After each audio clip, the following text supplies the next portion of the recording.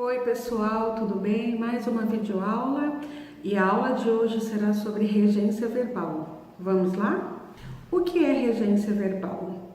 Regência verbal é a relação existente entre o verbo e os seus complementos, ou seja, é a forma como o verbo se liga ao objeto direto e ao objeto indireto.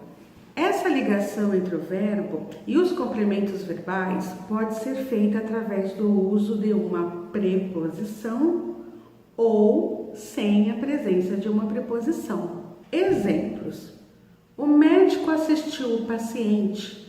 Notem que nesse exemplo não há preposição. Os alunos assistiram ao documentário, com preposição. E qual é a preposição? O que está em azul. Os alunos assistiram ao documentário. Nessa situação, o verbo assistir, ele é um verbo transitivo indireto. E quando ele é um verbo intransitivo indireto, precisa do uso da preposição. Próximo exemplo.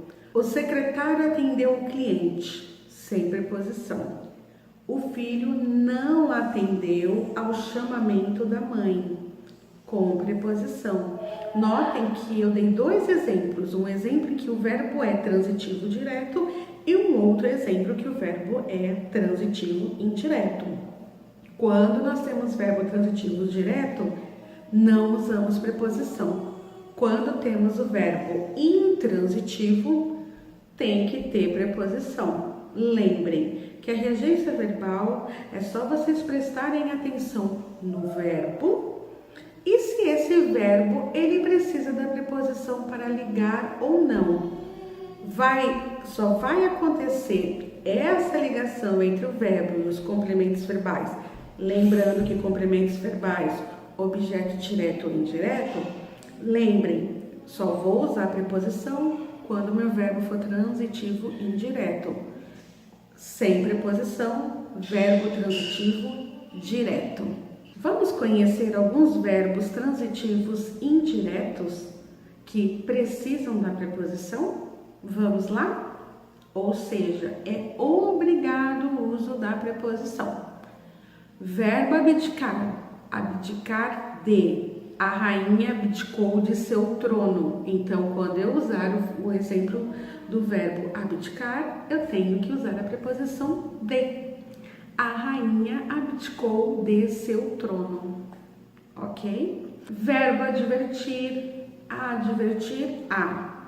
Verbo agradar, agradar a. Verbo agradecer, agradecer a. Quem agradece, agradece a alguém. Ana agradeceu a seu chefe pelo mimo. Assistir a ou assistir em. Avisar a ou avisar de. E se vocês notarem no nosso slide, temos muitos outros verbos que exigem a preposição. É só estudar e guardar. Boa aula e bom exercício!